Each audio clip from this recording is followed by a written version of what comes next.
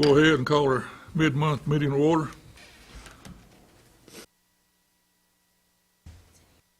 Let's all rise for the Pledge of Allegiance. Pledge allegiance to the flag of the United States of America and to the republic for which it stands, one nation, under God, indivisible, with liberty and justice for all. Let's bow our head for a moment of silence, please.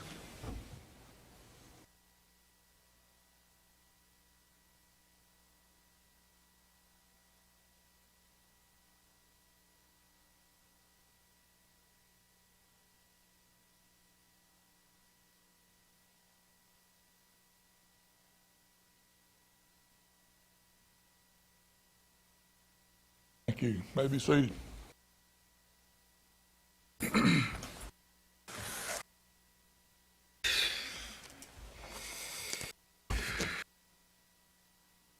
Changes to the agenda. Changes in the agenda. We need a motion for approval. So moved. Motion need a second. Second. Motion second. All in favor? 5-0.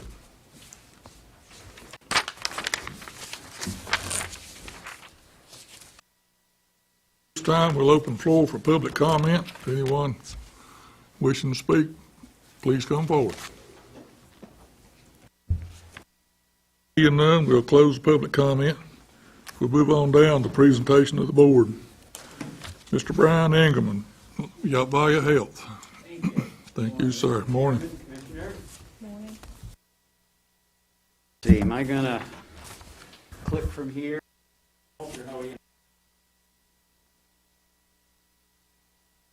You do have a laser pointer on the podium, sir.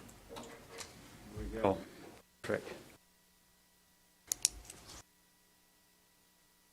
Hey, well, good morning. Couple of things we want to be able to talk about today, and really, I'll get through my PowerPoint and stuff pretty quickly.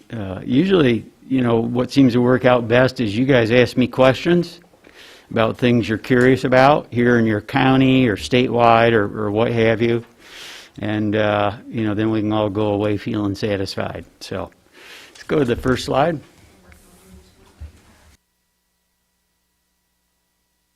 We're in the midst of Medicaid transformation, as everyone knows, and I know Commissioner Luffman had particular interest in having me come up and talk about that to some degree. It's a lot of change. Probably the biggest change in the Medicaid program in our lifetime, honestly. And anything this big is going to be bumpy. And, a lot of things are what you expect them to be. So if we kind of acknowledge that, maybe that puts things more in line with how things will work out. So you've already had your launch with standard plans, right? So that's the majority of individuals in the Medicaid program in Alleghany County, all counties in the state, that have chosen a managed care company to manage their care. Okay, so that's anybody with Medicaid who's eligible for Medicaid has chosen a prepaid health plan, PHP is what they're referred to manage their care. Perfect, we'll stop right there. I was talking a little bit beforehand, kind of why are we doing all of this? What's the point? Well, the department has put forth kind of these main goals for Medicaid managed care. Every state has gone to this in some way, shape, or manner. There really is no way around it, nor do I think there should be, really. It's hard to get there, but it's better for folks. If you leave everything to, I don't want to say chance, but to the market, let's just say, people will not necessarily get the care that is best for them. They'll get whatever they get. That won't mean that they will necessarily get, we'll say, better or that their health will improve. nor does it mean they'll have great access. So one of the real benefits about managed care, it provides much better access and it guides the care that an individual gets. Now, if you're the state, there's one other big positive for them. It puts the risk for payment to someone else. You know, the state does not want to be fully at risk for all the health care that everybody in the Medicaid program gets. It's just that simple. Most states, for that very reason, have moved to some system of managed care. They'll say, we're going to give you a check for $100, a contract that's, you know, the size of, I don't know what, I was going to say a phone book. Who's got phone books anymore? You know, you can measure it with a yardstick. People don't have yardsticks anymore. I guess it shows you how old I am. I'll have to find something else. Something big contract, money, and say, good luck. You know, if you spend any more than this, it's on you. You know, abide by these rules. And the Medicaid program is extremely regulated. Don't ever think that it isn't. Extremely regulated, and it should be, okay? It's a lot of money. And the care that people receive is very important. So, in a nutshell, that's what the department is looking for with Medicaid transformation. And again, we're in the first phase of it. Next slide. Well, kind of what I said, prepaid health plans. Again, it's we were talking about this earlier. You know, it's an insurance program. It's a public insurance program. Just like Medicaid is a public insurance, we are public insurance companies where we are receiving those funds to manage the care for individuals. So, standard plans, that's what we have now, okay? And that's for the broad Medicaid population. And that's everything that someone needs that's in the Medicaid program.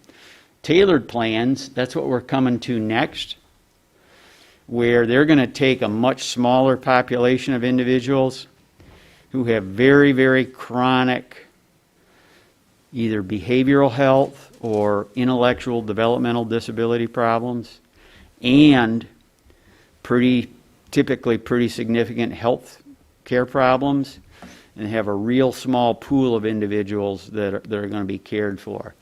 The LME MCOs that have been doing this for all of the people that needed specialty care are going to be the ones responsible for being the tailored plans. And we've received an offer to contract with the state based on an RFA we submitted and passed in good shape. And at least the public statement about going live on that is July of next year. But I don't think there's any way anybody's going to be able to pull that off. There's been too many delays, but more about that later. And then the tribal option is something very particular to North Carolina because of the eastern band out to the west. And, you know, they are a sovereign nation. So anything that is done really within the state, the tribe can do it, I'll say, on their own.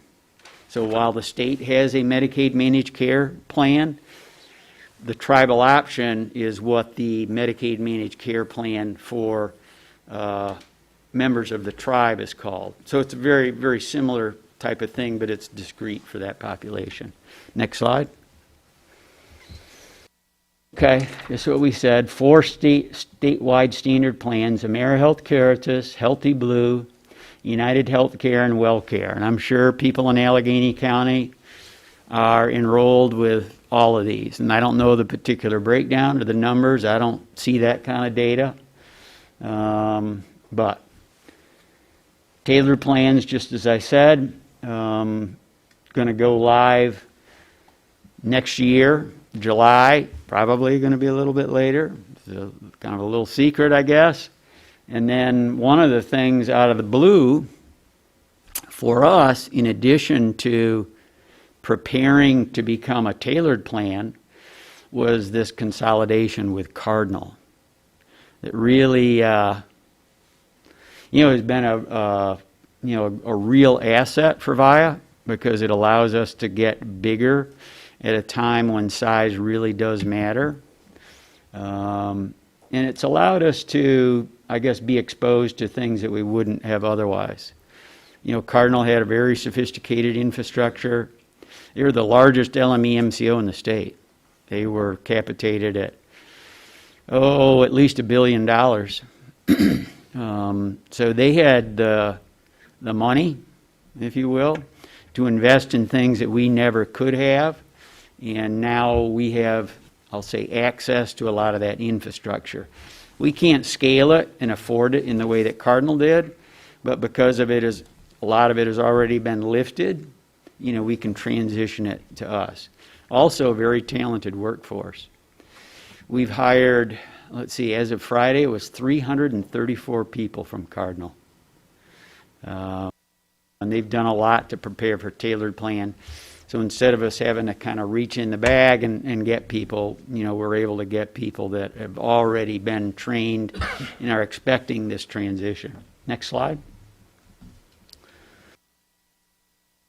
So the health regions, and here's why this is important. Right here.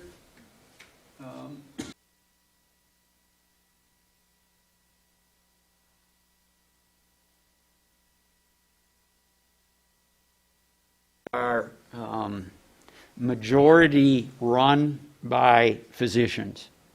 They have to act just like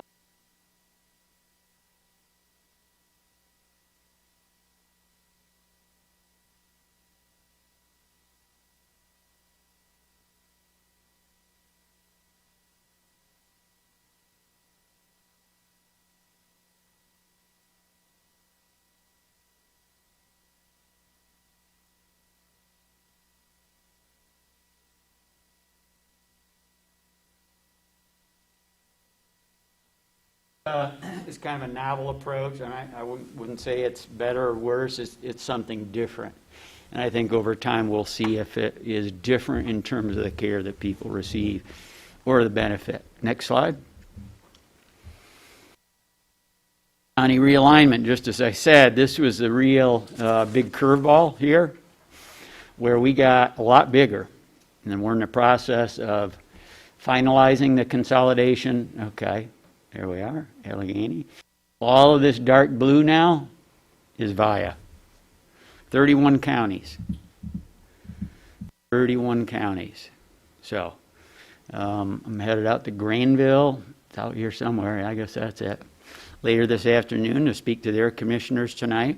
The thing about it is the similarity of our counties is very striking. You know, the average population, you know, you had partners that kind of went all in for big counties, Cabarrus, Union, Forsyth, really kind of veered away from, you know, the more rural or suburban counties. You know, we've stuck with rural. So in order to have the number of covered lives, which is how you think about this in insurance terms, and how the money gets generated, you know, when you've got a county with a small population, you have to have a lot of counties. So we have 31. Well, I say we have 31. The consolidation will be complete as of January 1st. But we've been doing a lot of things in those other counties already to kind of help them. I mean, honestly, and I'm not going to bash Cardinal, but there were things that you know, we can see need improvement. So we've been working. Next slide.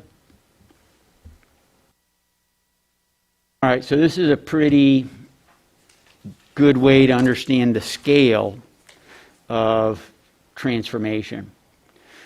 So in Alleghany County, and I guess your general population is what, around 10,000, 12,000, something like that? Okay. So 2,900 people eligible for Medicaid. The number that are going to standard plans, and again, we say it's the vast majority. Yeah, it's all but 237. Okay? Now, the math isn't going to be perfect here. Not all of those 237 are going to end up in a tailored plan. There's a few exemptions here to this that are just onesie, twosies kind of things. But it gives you some idea of the scale of how this is going to work. So maybe in terms of tailored plan that VIA will be responsible for next year, let's ballpark it and say, it'd be around 200, 225 people, which is a lot less than what we have now.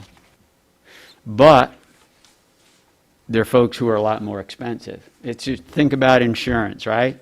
I mean, how does insurance work? So, well, it works because a lot of people don't have to get a benefit, right?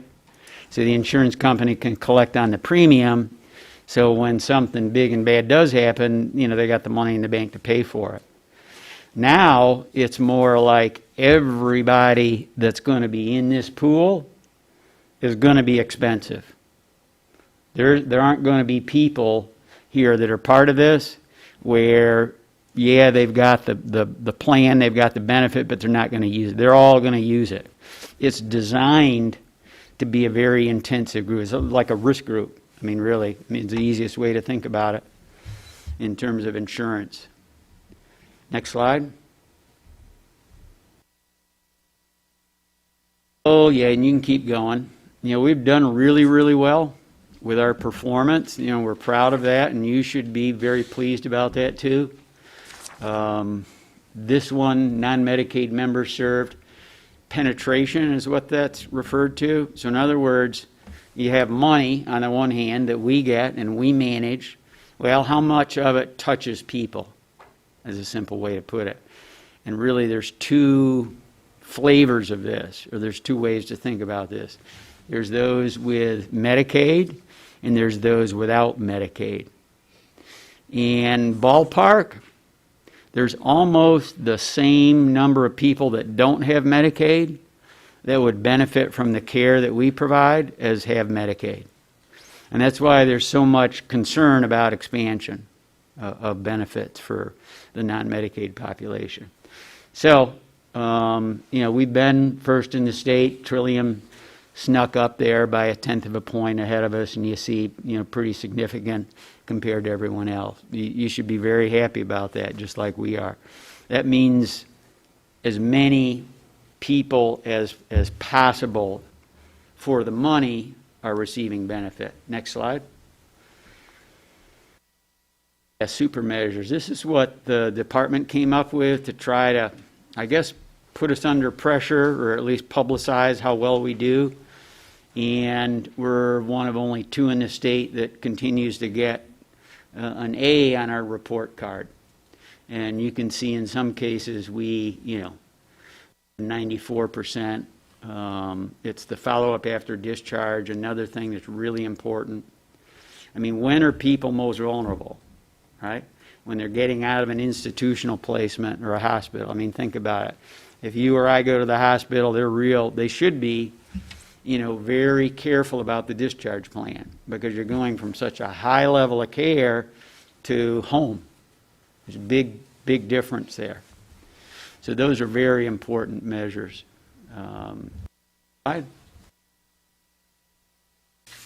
Yep, follow up after discharge.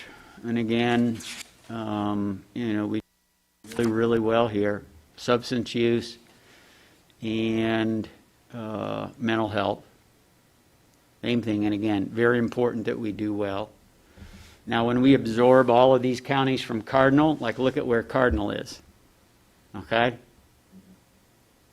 Are we going to be able to pull all of those counties way up to where we are? Not overnight. So I think the overall metric will probably go down, won't go down for Alleghany County, but because it's so poor performing in these other counties, we won't be able to turn that on a dime. So we're kind of disappointed that we won't be a state leader anymore, but good for the people in those other counties, right? Next slide. Well, same thing here. Follow up after discharge, and one was Medicaid, and this one is, I don't know if this is non-Medicaid. Again, we've got a big, we're almost twice what Cardinal is in some of these. Right?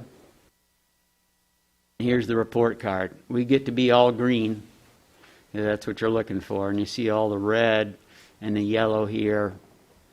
You know, unfortunately, Cardinal with only one green, 3 reds, and a yellow out of 6. So, you know, we have an opportunity to make things better for folks in other parts of the state. Next slide. You know, crisis services, that's usually something that people are, you know, concerned about.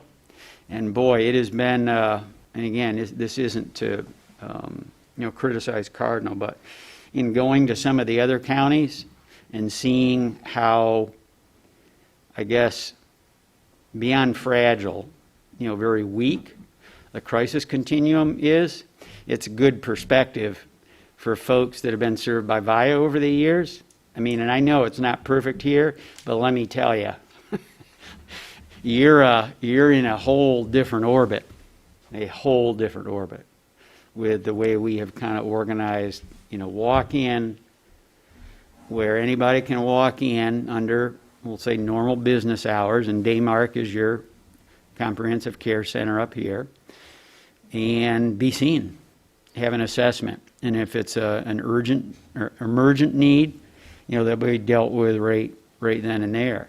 Somebody that can't come in, there's mobile crisis, which goes out and sees people in their home, wherever. And then there's facility-based crisis. And we just had a big, massive upgrade to Synergy over in Wilkes County, not too far away. We have one of only 2 child facility-based crisis programs in the state. Again, you know, when you have it and you're used to it, it's like, yeah, okay. Other places that don't have all of this stuff, it's real apparent, real different. And the emergency respite beds and provider network has been really, really, you know, proud to create that, which just makes a lot of sense.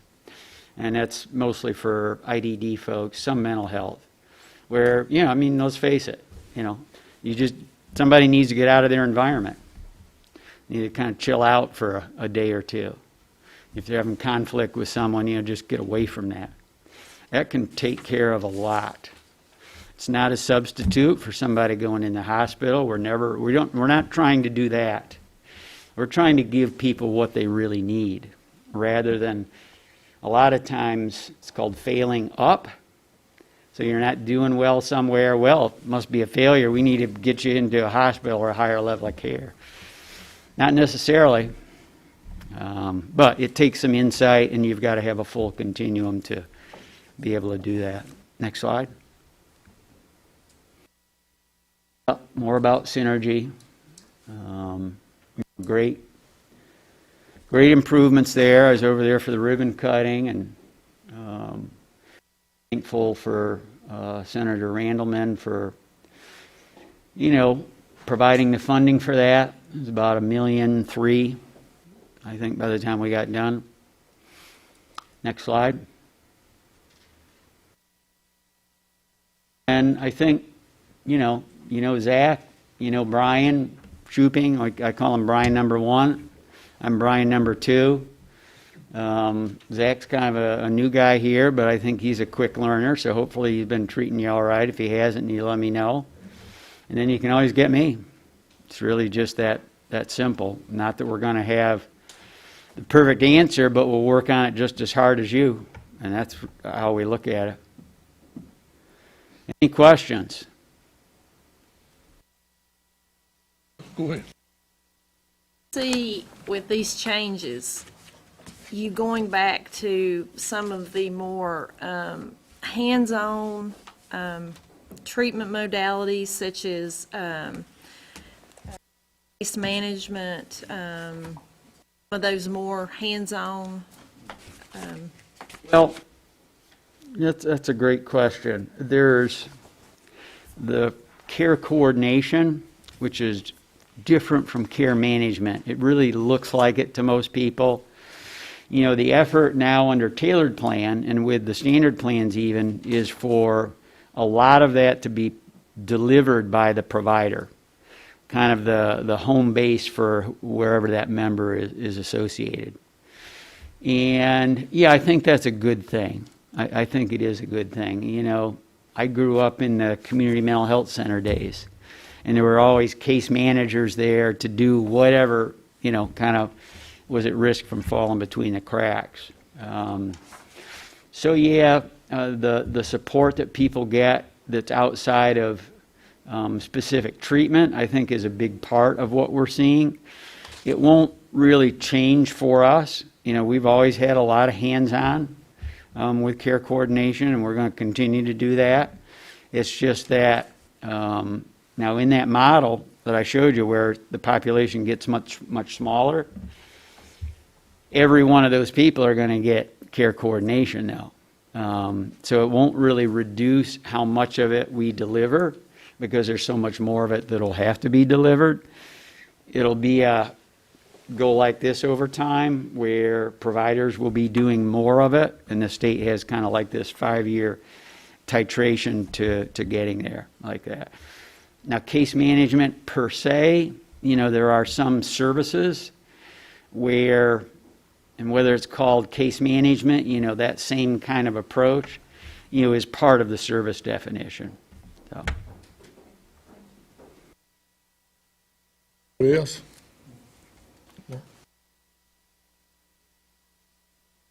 We appreciate you coming up and giving us an Pleasure. update today. We certainly appreciate your time. Yeah, you know, and you get Commissioner Irwin is a representative for you on the County Commissioner Advisory Board. Certainly does a great job. And I'm sure he'll continue to. So thank you very much. Do you ever have any questions, just give a holler, okay? Thank you. Checks in the mail. For me or for you? For you, for that. Next up is Fairgrounds Steering Committee update. Mr. Cole Edwards, Recreation Director. Good morning. Morning. Before I dive into that update, I'd just like to introduce new Recreation and Maintenance Service Coordinator. This is Noah Triplett. He comes to us from Ferguson down in Wilkes. So if you've seen him around, some of you have, some of you haven't, but he's greatly needed. That he's here. New to our team. Guess about week before last, steering committee, we met. Before our meeting, David and I got together and discussed some maintenance items that are needed at the fairgrounds. We decided that this would be a good time to discuss those issues just for the fact that the slowdown in the usage of the facilities out there. Some of them are large ticket items. Others are small, and maintenance crew, they've already knocked out some of them that are on that list. Some of them we're going to face some budgetary hurdles, I'll call them, but we'll cross those when we get there. Some of them are the concession stands. That's going to need to be addressed before we go and give somebody a full permit to operate that. It's a long list, but a lot of that stuff that can be knocked out fairly quickly, I believe. Some of the larger ticket items will address drainage issues. Some of the parking lot issues, same thing, drainage in those areas. But so as a steering committee, we basically prioritized what's needed and what's not, and we'll address the budget stuff when we get there. Y'all have any questions or anything for me?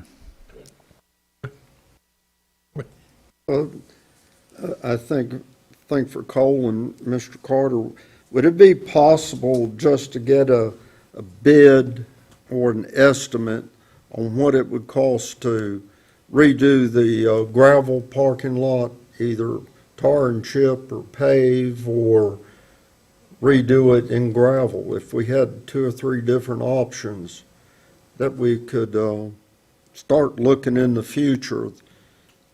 I know when we had the carnival there, parking was by far the biggest problem. And if it hadn't been for the Woodies opening up their parking lot across the street, we would have lost a lot of money because people, I don't know how many cars were over there, but it was a great number. What concerned me is those people walking across the street at dark, trying to come across 21. And we had some challenges with, I think we need better communication with the town police and the county about traffic control when we have a big event like that. They got there and stayed for quite a while, but they were stretched that night and couldn't spend the whole time. But I just think if we had an estimate on maybe 2 or 3 different options on what it would cost for the parking lot area. I don't mind to respond to that. We can certainly do that. I believe you're talking about the parking lot at the Black Building. Yeah. Okay. Cole actually got a layout to determine the number of spaces that we could accommodate at that site as well. So that's part of that plan. We're in mid-October, so, you know, we don't know what the weather's going to turn or be like. At some point, the plants are going to shut down. We can certainly get estimates, but getting that estimate and then getting the service provided in the same calendar year may not be possible at this point due to, you know, other job commitments or thus far. And it'd be a good measuring tool. I think we'll actually have to plan for that. Actually, I think in the spring, but we can get a measuring tool now to see what we're looking at, and that would help probably in the budgeting process, that we can use that as a basis for. Well, I know there's no money in the budget this year, but I'm just looking forward to next year. And if we start getting some numbers together before the budget committee gets started, then we'd have an idea of what we might be looking at. I'm sure it's going to be pretty expensive whichever way we go, but I think after the carnival was there, that shows everybody what that venue can do and what it means to the county, what it means to the people of the county, plus what the revenue that it brings in for the county, for the local businesses. Just something to think about, but I don't want to wait till the last minute. And to that point, I would suggest we also at least get estimates on the striping, because there's most likely a lot of wasted space because the individuals park however they park. But if we predetermine that, that may increase your capacity at that site as well. I mean, I'm looking for a total package. No problem. Thank you. And also, before I leave, I do want to give a shout out to the town maintenance crew and our maintenance crew. During the fair, there was some water issues out there. They came together and found a solution. And I think going forward, there's more opportunities for the town and county to work together on that facility. Do you foresee, what are we going to do with the digital sign now that it's up and running? Are we going to try to sell some Once I learn how to program that thing, that's in my plans, is to sell some advertising with that. Sign looks real good out there. Yeah, Really thanks to the maintenance crew for that too. Yeah. Anybody else, any questions? To the discussion, thought that occurred to me was maybe one of the messages could be to encourage folks to go ahead and get on their schedule, their event, if they hadn't already done so, their future line in there. It's a simple schedule your event now. It's a thought. I mean, I'll get here quicker than we hug somebody.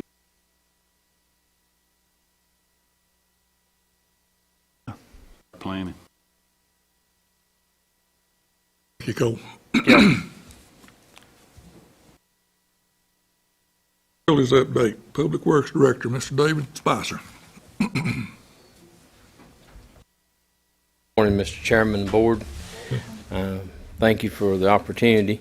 I have a few things on my list this morning.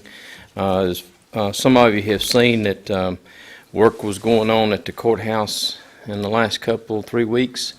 So we do have a new roof on the front of the courthouse.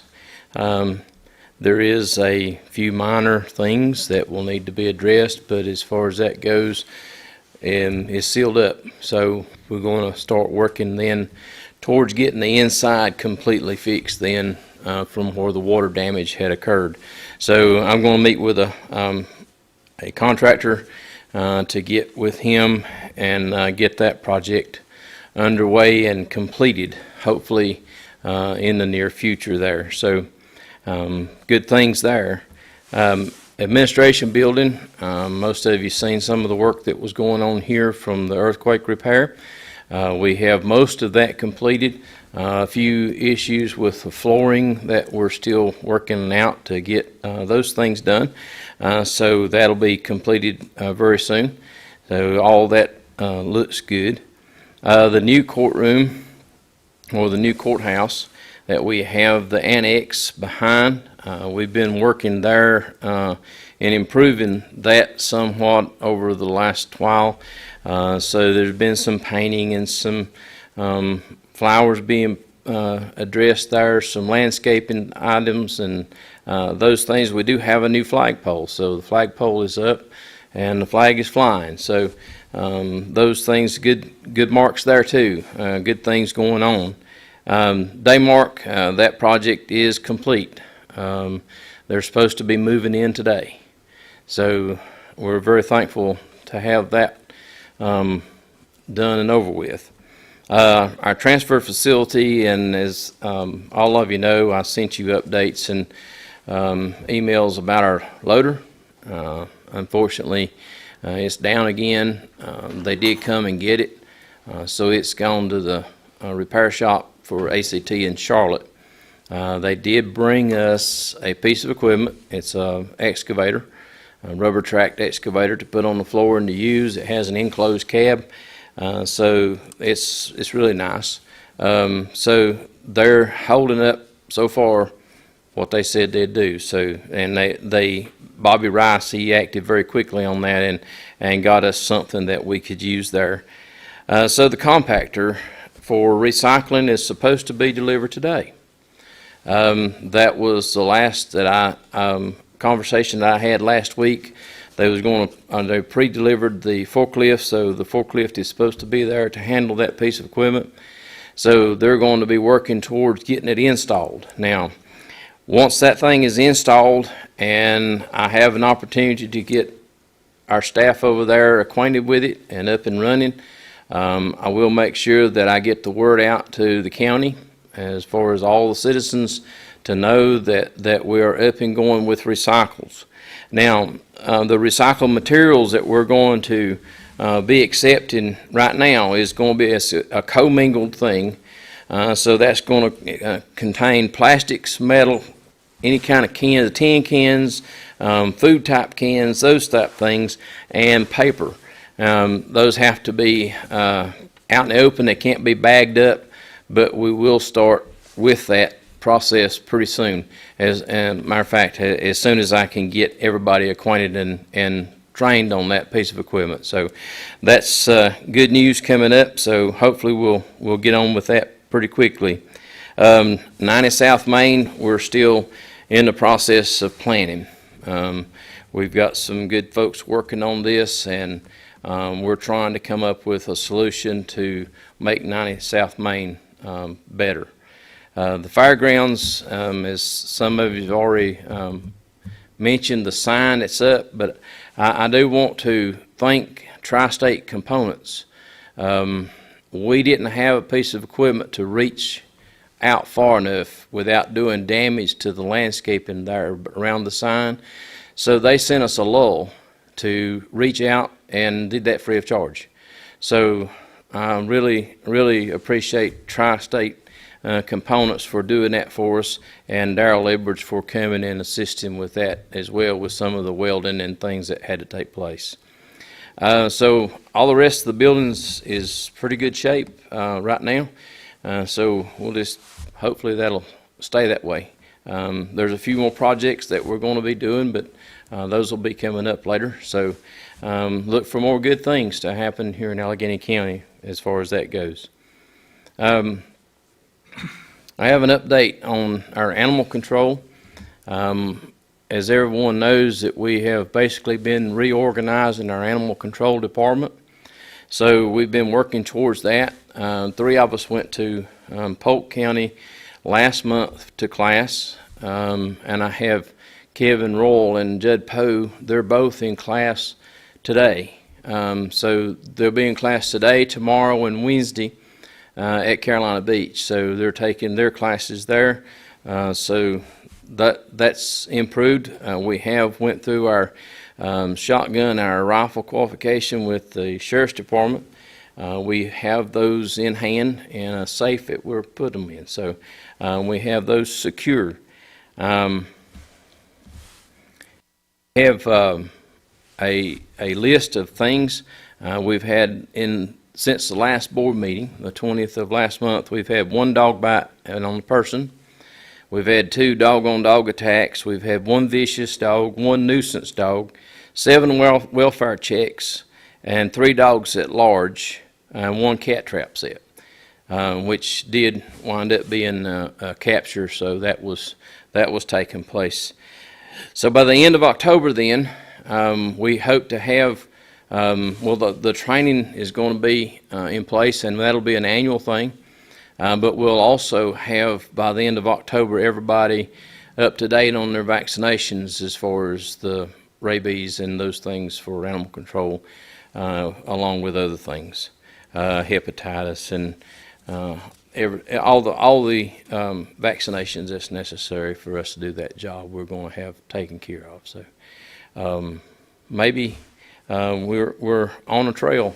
And we have the new ordinance to go by, and I want to let everybody know that listens or watches this meeting today, that ordinance is in place, and we can get you a copy of that if you so desire, a paper copy. And all of these folks who have had difficulties, I guess, with animals, those folks have received a copy of the ordinance and highlighted in for vicious or dangerous animal. We highlight that and explain to them how that process works and what happens with that. We had 1 vicious dog, and that dog actually no longer resides in Alleghany County, so it's gone. But anything else, and certainly our department, as far as animal control, we're available and we're trying to take care of all our calls in an orderly and timely fashion. Status on the environmental updates at the BDC equipment room. Are we scheduled on that? They are scheduled. We had some, I guess, setbacks because of some illnesses, but it's going towards that being now already set in place. And he did honor the previous, which was over a year old. He did honor that quote. And also in the historical room, that's being taken care of as well. Thank you. It would only recycle all commingled plastic, metals, and plastics. Yes, sir. So you don't have to separate. No, you don't have to separate. It's just, it can't be bagged up. It's got to be out in the open, bring it in buckets, boxes, tubs, whatever, and just pour it straight in the hopper. We have, there's a hopper there. There'll be a 3-yard hopper, and once it gets to a certain level, it's going to automatically compact it into a container. So all they have to do is throw them in. And it needs to be pretty clean. There's guidelines that we're going to have to follow in the places that we take this to, because they're not going to accept loads that has trash and other things in it that's not supposed to be there. They'll turn us away. Okay. Anybody else? Does that include cardboard and glass? No, also? we're not Okay. going to, we're going We're going to recycle cardboard once again, but I'm having to work towards that. But glass, no, we're not recycling glass. Anybody else? Any more questions? David, appreciate the job you're doing. You're moving everything right along. Thank you. Thank you. Thank you. Next, financial update. There's April Ham, Finance Officer.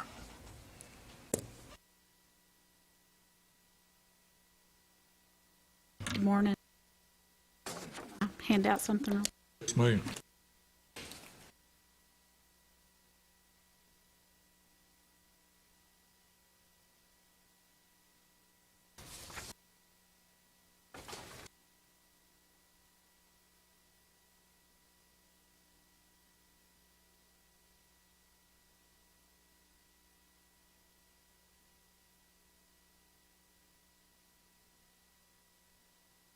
What you have before you is your monthly finance update. Year-to-date revenue, $9,730,937.26. Year-to-date expenditures, $4,961,461.80. And then our approved budget was $17,611,637. Year-to-date revenue represents a little over 55% of our revenue per the budget numbers.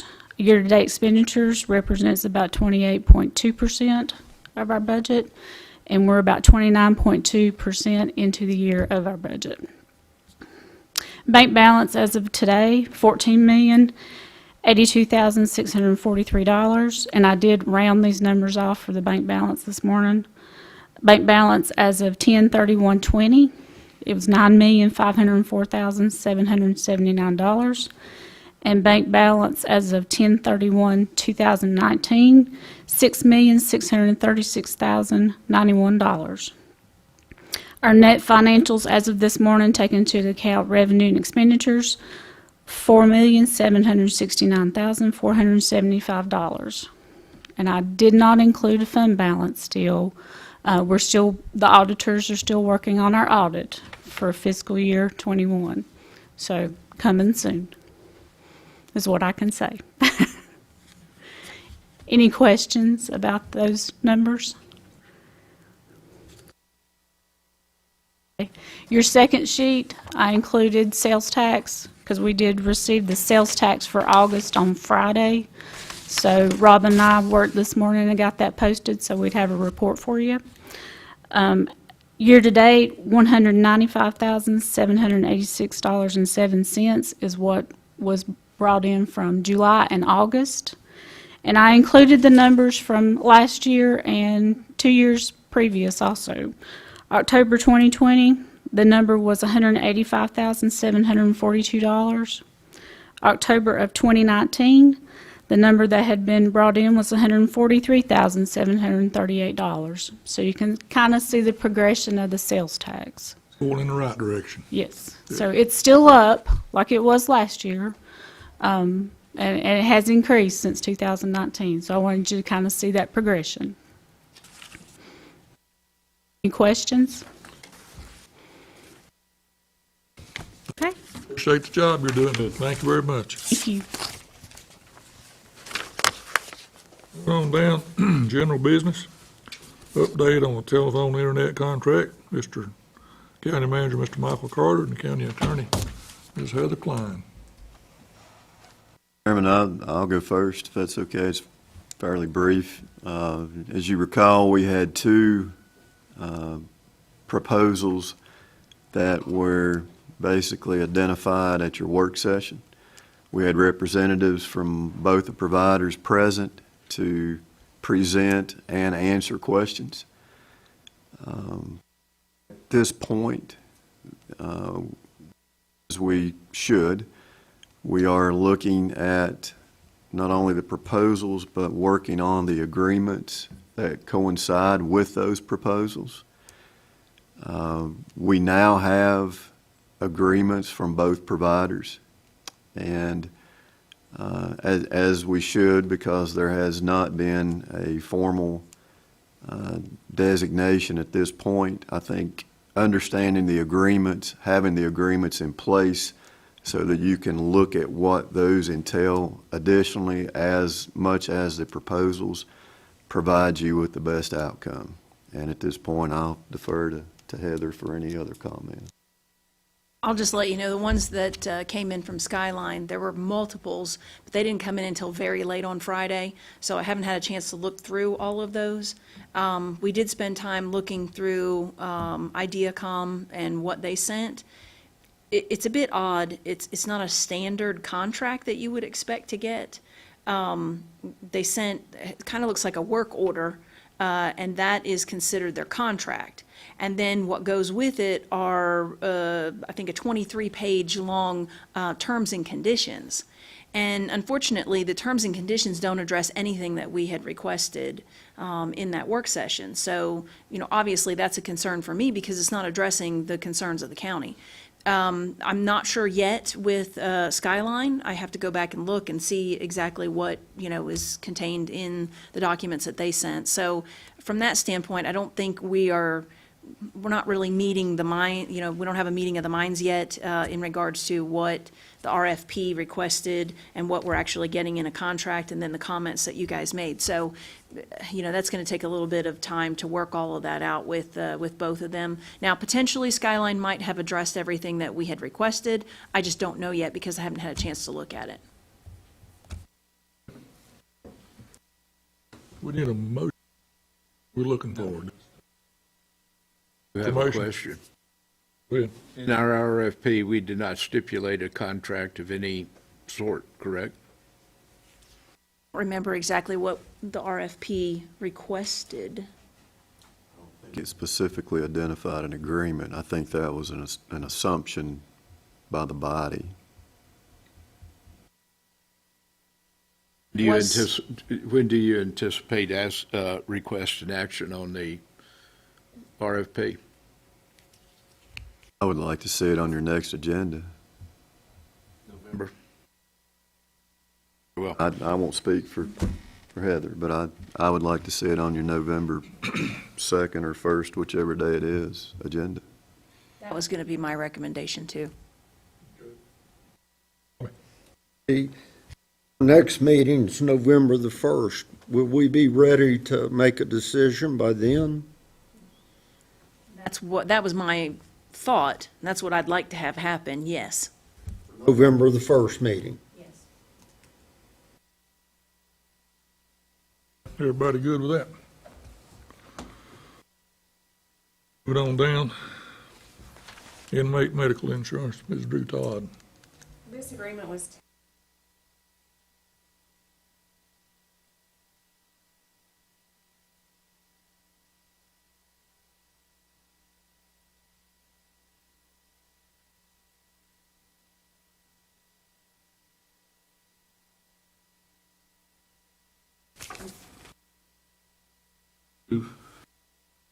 second. Got a motion and a second. Any further discussion? Not all in favor, raise your hand. 5-0.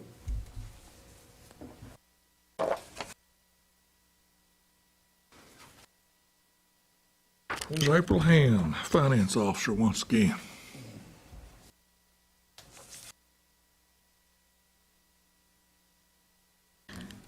I have a couple of budget amendments for law enforcement. Actually, the first one is going to be a reduction in our budget. There was a reduction in the Governor's Crime Commission grant of salaries. So what we have presented here is to reduce, there was a $40,000 expense for a vehicle in the sheriff's capital line. So what we're going to do is take that $40,000 out of that to balance this budget for the reduction in the grant. The vehicle will be a continuing conversation. I think that's going to come up in a work session in a couple of weeks. Okay. To approve, Mr. Chair. Got a motion here, a second. I would second that. In the question, this is kind of conversation that comes. Correct. Yes. And you're just now getting the budget amendment. Yes. Got a motion and a second. Any further discussion? Not all in favor? 5-0. The second budget amendment I have for law enforcement is the proceeds for the Run for a Clause. This is the program that the Sheriff's Department has done for a couple of years. This was unanticipated revenue, so we're just adding this to the budget so they can expense out that for their Run for a Clause presents that they provide for children. A motion. Already made the motion, John seconded. Any further discussion? Not all in favor, raise your hand. 5-0. For the public's edification, that is, Is donations and, yes, and proceeds from the run. They do a 5K. Tax dollars. Tax dollars involved. Okay. Next, set a date for the Alleghany Recreation Committee for a meeting. Chairman, may I make a comment to that? Sir, go right ahead. Since this is a separate body, the Alleghany Recreation Commission, separate from the Board of Commissioners, what I would ask that the Board of Commissioners consider is to encourage a meeting of this commission within the next 30 days to move this forward with the position on the property that has been discussed. I don't think that this is necessarily a motion or a setting of the date. I just think that I would like for the board to consider encouraging that commission to meet in the next 30 days to begin the process. Do you have any dates in mind? With the holidays coming up, we need to make it sometime early November, I would think, or we've got all of next week. Mr. Chairman, there's a question.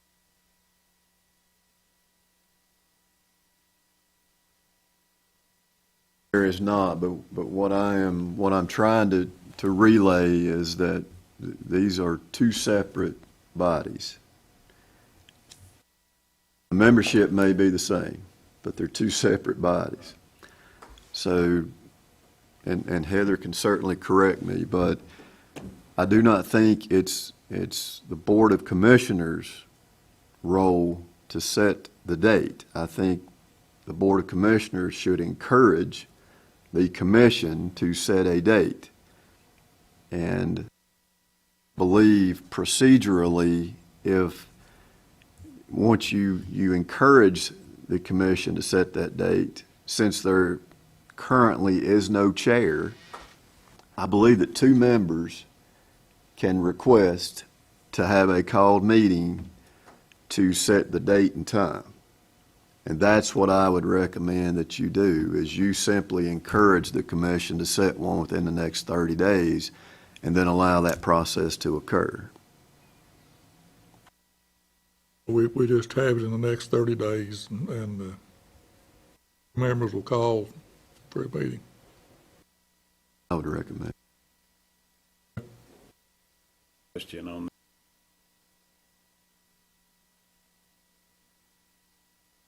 That is something that we'll have to talk about at that first meeting of that commission to determine your chairs, to determine your protocols and all of that. Just don't want to get the two bodies overlapping or confused. So, go ahead, Bobby. I just, whatever dates. We're not going to do that today? No. Not during this meeting. That's what I'm saying.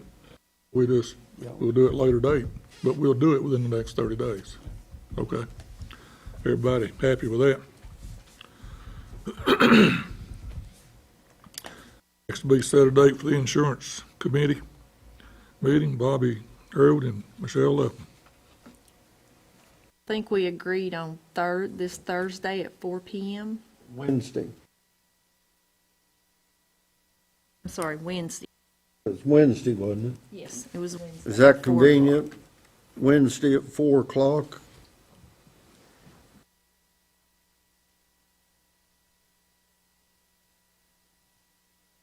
Wednesday at 4 o'clock. Meet in your office someplace. Everybody's good with that. Moving on down. Set a date for nominating committee. Chairman, myself, Bill Osborne, and John Irwin. I believe we agreed that would go on October the 25th at 0900 hours, sir. I have in my notes. Sounds good. Okay. Moving on down, Ms. Rita Miller, Tax Administrator.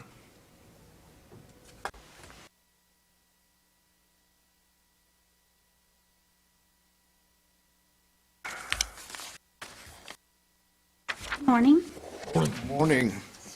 Only thing I needed to add to the consent agenda, I wanted to give you the amounts on the license plate agency month end. Didn't have those at the time that I printed out the consent agenda here. So we had no errors, no overages or shortages, and the compensation was $3,999.98.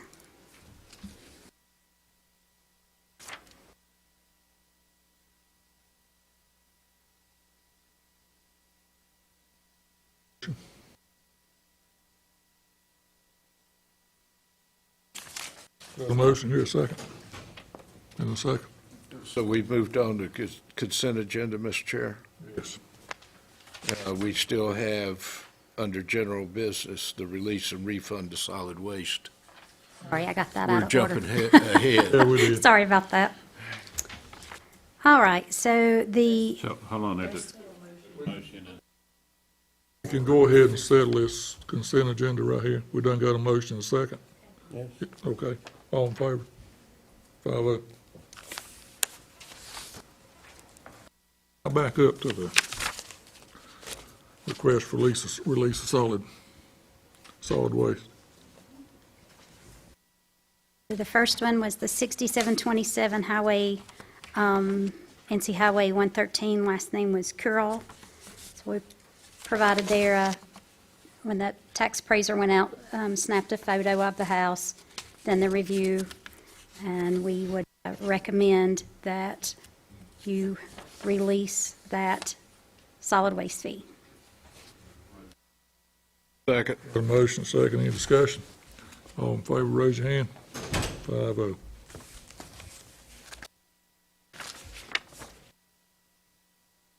Next one, request for solid waste fee, 8991 Highway 18 South. This property owner submitted their information from the electric company. We also submitted a photo, field review, and the property record card, and recommendation is to release that solid waste fee. So moved. Motion here, a second. Second. Second. Any discussion? All in favor, raise your hand. 5-0. Another request for release of solid waste fee. This is New Haven Road. It's not an addressed structure. So property appraiser did go, viewed the property, talked to the owner, hadn't been lived in, and they didn't know the last time that it had been occupied. Our recommendation was to approve the release of that solid waste fee. Motion, got a motion. Second. And a second. Any discussion? All in favor? 5-0. Next one is a request for solid waste fee for a campground or RV lot. If you'll note on their application, they put that it wasn't occupied until the end of August. I did try to call a couple of times to get some clarification about that, but the assessor's note is that if the camper is occupied at all during this year, it would pay the solid waste fee. So we would not recommend release of that solid waste fee. Motion. Motion to deny, sir. Got a motion here, a second. Second. Got a motion, second. Any discussion? If not, all in favor, raise your hand. 5-0. The last thing that you have, it's actually, if somebody wants a refund of any tax or fee paid, there's they're supposed to submit in writing their request for the refund, and that's what this gentleman has done. So on his 2020 tax bill, he paid a solid waste fee on a camper at Miller's Campground in Laurel Springs. Those previously, before this year and the changes that we made, were not assessed a solid waste fee. But he did have one, it was clerical error, assessed on his bill, and the rule about a refund of any tax or fee is that the board may approve one, whether it is within 6 months from the date the taxes are paid, or within, 5 years from the time it was first due. So this would meet either one of those. So that decision is up to the board whether or not you want to refund that solid waste fee that was paid in 2020. Motion to approve, second. Any discussion? All in favor? 5-0. Thank you very much. You ready? Have a good day. Appreciate it. Okay, moving on down to section E, county manager's comments. Chairman, I have a few this morning.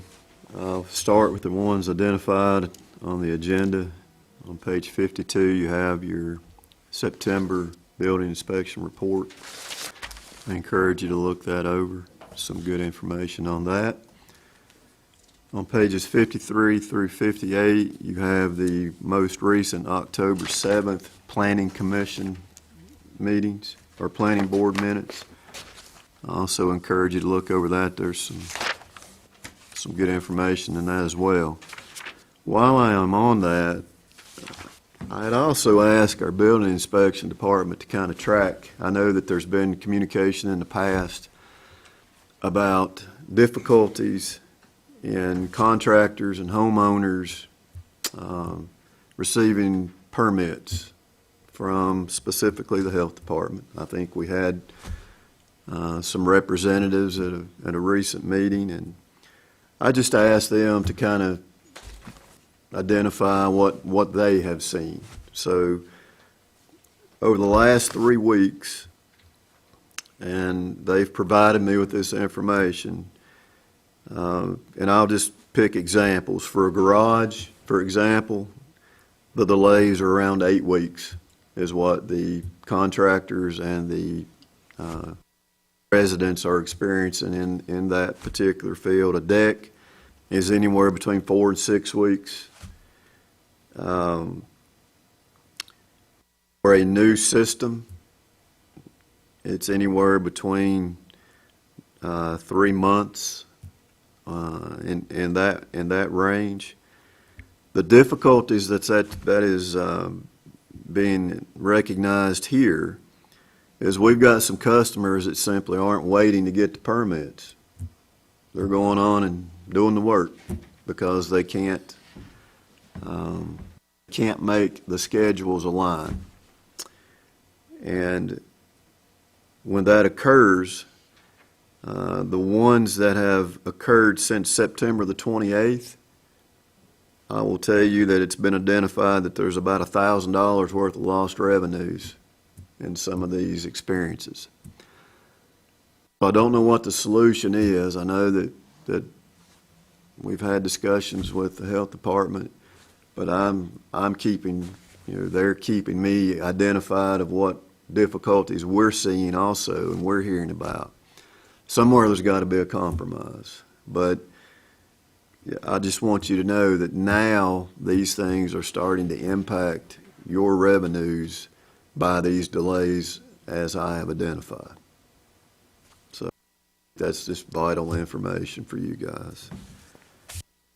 Another one, I think it was mentioned earlier by David Spicer, but I'd just like to, again, appreciate those that have been involved in getting the new court facility up to standards. I think there's a lot of things that are happening there, and we're looking forward to some things going on there. And the interesting thing, we come in here a lot and we talk about positions, job positions. And, I think since I've been here, there have been vacancies at DSS or the Sheriff's Department or in different departments. And the simple application process really hasn't been, I guess, exceptional. So we're actually talking about trying to create a little job fair here within the county and trying to coordinate some efforts to at least provide individuals with the opportunity to come by and see what these department vacancies are and, you know, get a firsthand view of that. So you'll be hearing more about that in the coming days as well. We have, hopefully we'll have a work session at your November meeting to talk about some of the ARPA funds I think we've already talked about today. So I would like to point that out, that will be a focus of that work session. And I believe David Spicer also identified 90 South Main, and you all received the report from the engineer and architect group that has looked at that facility. I actually have them coming here at your November 1st meeting to talk about that report, to review it, to answer any questions that you may have, and to allow us to some direction as we move forward. So those are the comments that I have at this point. Thank you, sir. On the historical designation that we were looking at for downtown, where are we on that process? And was there ever an identification of where it started, where it stopped, north to south, east to west, what buildings? I did not see a map that would identify that to me. I believe the email that was provided basically meant that you couldn't pull out specific buildings. If they were in, they were in. Now, as you recall, the comment period, I believe, ran through October 15th. Comments that I was given to relay either in support or objection, so I sent none. So with that in mind, I would imagine whenever they have their determination date, they will make their determination based off of what information they have. I would just be curious to know which buildings they were talking about. And then also, it appeared to some people on that committee that that October the 5th deadline, or that date, was a surprise to some of them. They were looking at more like 6 months to a year down the road before that information was asked for. I think there needs to be some clarification.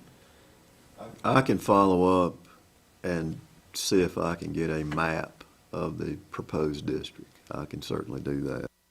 Date clarification, that was in the email that I read. Yeah. So I have to take that for what it's worth. Moving on down, county commissioner comments. Commissioner Mark Evans. Just a couple. I would like to thank the planning board for their services. Looks like they had a interesting meeting of late, which they do from time to time. On the department services, I actually have an application in for a septic and well. Today is 10 weeks, so I can it's not uncommon. I've had 8 weeks in Wilkes County. Challenging times, but I do believe that they're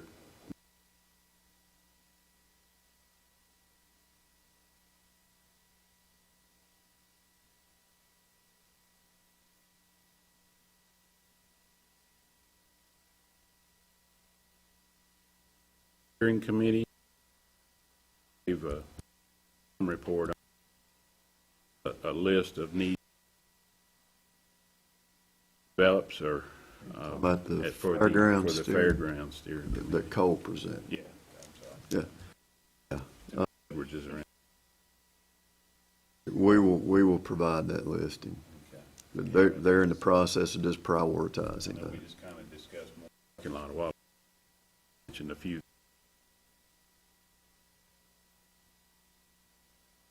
Opportunity to focus on. Mr. Bobby? Just a couple. The last time, I think that, last meeting, we talked with DOT about the speed limit and some other issues with the highway department. I would like, that conversation to continue and see what would be the next step that possibly we could do to, see about having the speed limit changed. Whatever we need to do, I don't want to let it die. There's a lot of people that are still complaining. Some of my emails were, they didn't know DOT was going to be at that meeting, or else they would have been here.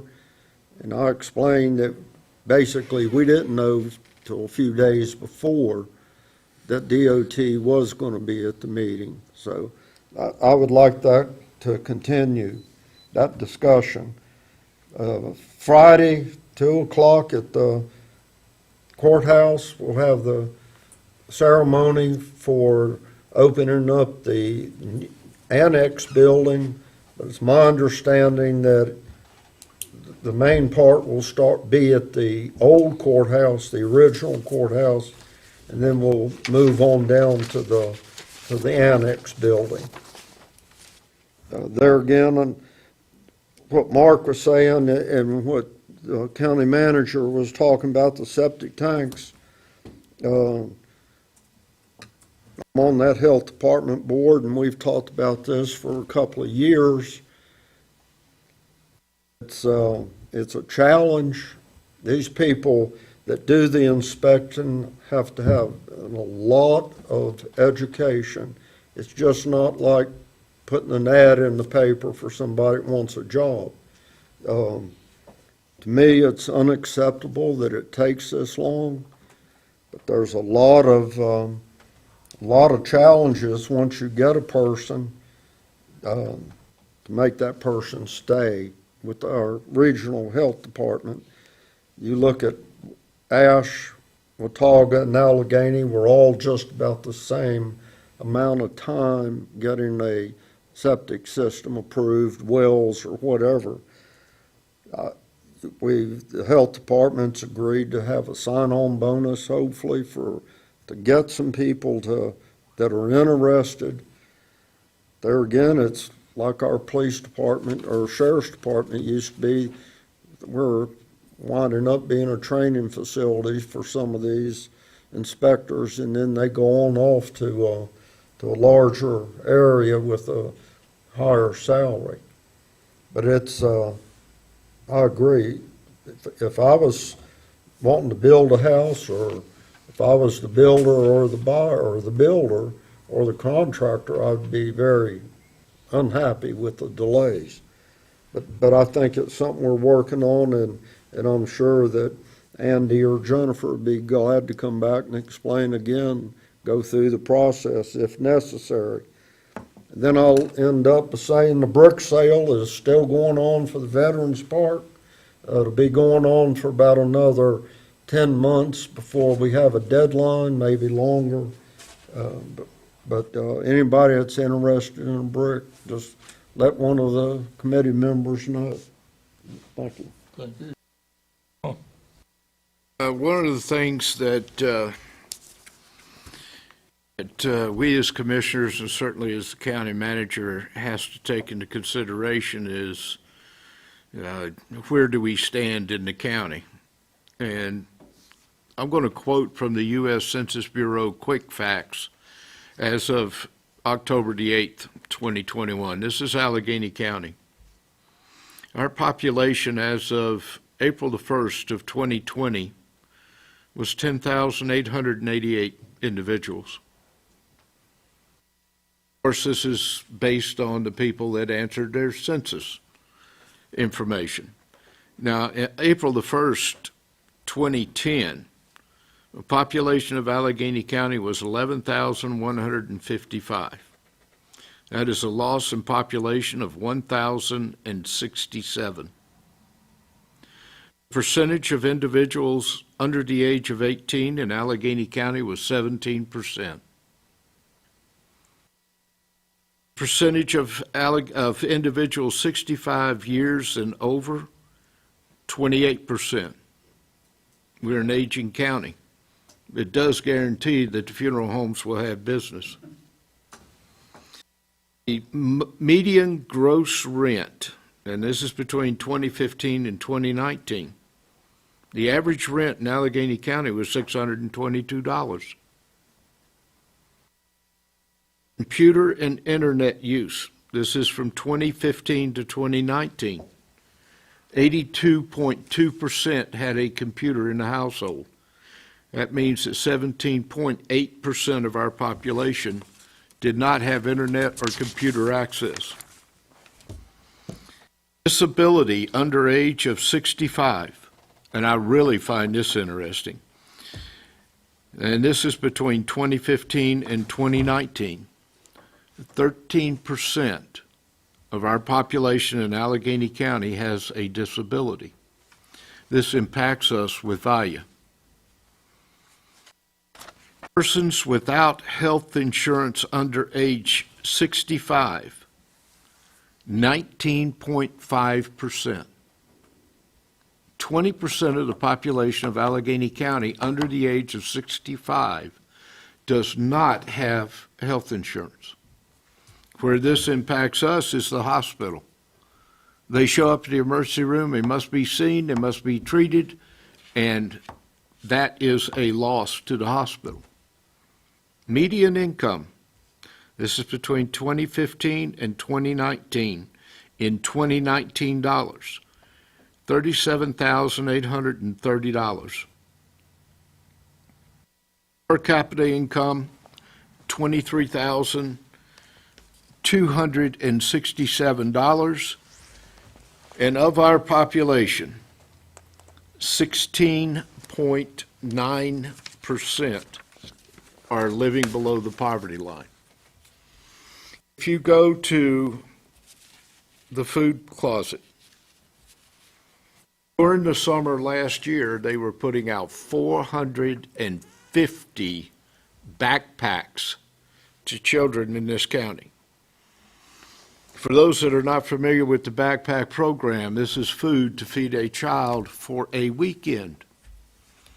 During school, you will see the children get on the school buses with the backpacks. That is their food for the weekend. A lot of these children will get off the bus and hide their backpacks so that they will have food over the weekend and the food is not divided within the family. The disability rate impacts us. This is where VIA comes in, a provider.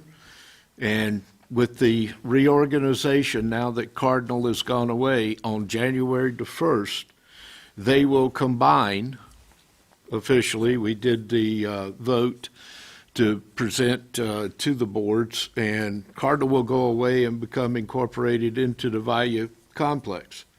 At that time, we will be one of 32 counties that will have mental health services provided by VIA.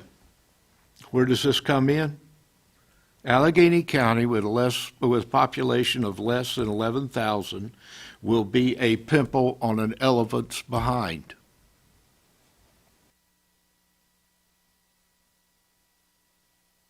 We have a large population that needs these services, and VIA is providing. As they showed their report card, they are doing a very good job of that. But at the same time, whenever you started looking at this county, there are many areas that we are deficient in and that, frankly, we're hurting. Now, all of us got a email a little while back. I made the comment, looks like campaign season started, because it pointed out that the median income and basically the information that I've given you, and how are we going to improve it, trying to place the burden on the county commissioners. Unfortunately, we as county commissioners cannot direct a company to come to this county. Historically, this county and a certain group in this county have turned their back on improvement. You look at West Jefferson and you see General Electric's small business aircraft engine plant. That plant was going over here in the old Martin Marietta building. County commissioners, and we're not talking recently, we were talking 10, 15 years ago, refused to sell the building to General Electric Small Business Engine. The amount that was approved by General Electric for improvement in West Jefferson in that plant was $50 million this year. Before COVID last year, they were looking to hire 71 people. Starting salary is $17.75 an hour, bonus, performance bonus, profit sharing, full medical, everything, and it could have been ours and we turned it away. Right now, you look around, there's signs all over the place saying that we will hire you for $16 an hour. We cannot get people to work. There's a lot of things that fall into this, but whenever you look at us and you say, well, commissioners, why aren't you doing this? There's nothing that we can do in a lot of areas to get this done. Bobby and I have brought up constantly whenever we would get requests for locations from companies looking to move or establish a new facility, they ask for a few basics. Natural gas. We don't have it. We're one of 5 counties, I believe, that does not have natural gas. 4-lane roads. It's going to cost a whole lot of money to move mountains to get 4-lane roads in here. Although Interstate 77 originally was supposed to come through Alleghany County, and a certain clique got it moved to Surrey, because they didn't want it coming through Alleghany County. Interstate 74 was coming through Alleghany County. Here again, a certain group decided they wanted it moved. It went through Surrey County. Surrey County ought to be sending us a thank you card every year for that. Complained that there's no opportunities, but ladies and gentlemen, the commissioners that you elect have had the opportunity in the past and turned it away. Now, what am I trying to get to? First, let me go over 90 South Main. Part of the problem we've got with 90 South Main was whenever it was built by Sturtevant Funeral Home in I believe in the 50s, they took fill. They put it in, did not compact it, built over it, and now it's beginning to settle, and we've got the problems. We didn't have any building codes or inspectors back in. It was in the mid to probably the late 70s before we started doing this. So, you know, this is where government comes in whenever you set the standards and you make sure that everyone follows this. This is where we can influence and hopefully help things out a little bit. Well, what am I getting to? You get the government that you elect.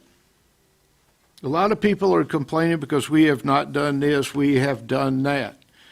You know, if you're going to stand on the sidelines and complain and tell us how and what we should have been doing, but you're not going to get in the arena, then it's going to continue the way it's going right now. We've got people that have been on committees for over 30 years. And people complain that nothing ever changes. You're right, same people are making the decisions and nothing's ever going to change. But whenever you ask someone, will you step into the arena and run for election? Oh no, I'm not going to have any of that. You're going to get the government that you elect. Well, in December, filing starts for county commissioners. You've got to look in the mirror, ladies and gentlemen. Are you going to step into an arena, or are you going to let everything keep on going to status quo? Now, if you're not going to participate, be quiet. If you're not going to vote, you're going to get exactly what you want. You may not like it, but you're going to get it. Think about it. December's going to be here before you know. Oh, and by the way, if you're an independent, you're out of luck. Can't change your party affiliation and file. Time limit's over with. You can get on the ballot. You're going to have to get the petition. You're going to have to get a certain percentage of the registered voters in Alleghany County.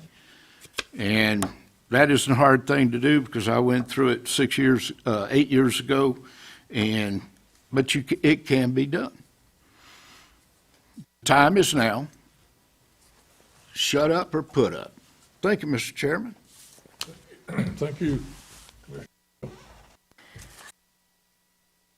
As promised, we're getting the recycling up and running, so thank you to you all, and we can start recycling again very soon. I get comments about that all the time, so it's important to recycle.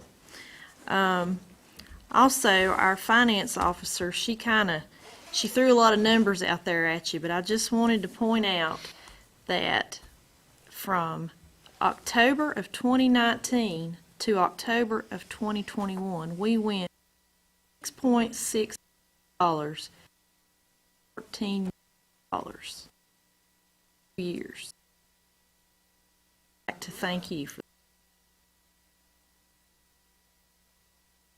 Thank you. I don't have much to add to it. I just, the planning board done a fine job the other night. They had a public hearing here, and this room was basically full of people, and they had a well-run, good meeting, and people got their questions answered, and they done a fine job. I just want to commend them on that. And the speed limit, I want us to pursue that further. It's a good topic if you live on 221 or 93. So, like Bobby, I want to pursue that and move that along if we can.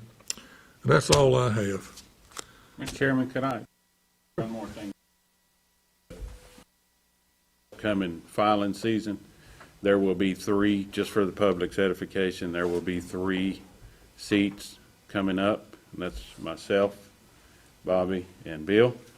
And I, for one, I can't speak for them, do not plan to refile. So just want to make the public aware of that. Thank you. This time we got a request for a closed session. General Statute 143-318.11.A-3. Consult with attorneys and personnel, and it include April Ham in that. Motion to go into closed session. Second. Motion and second, all in favor? With the provision of 10-minute break for the I agree. Let's take a 5-minute human recess. needs.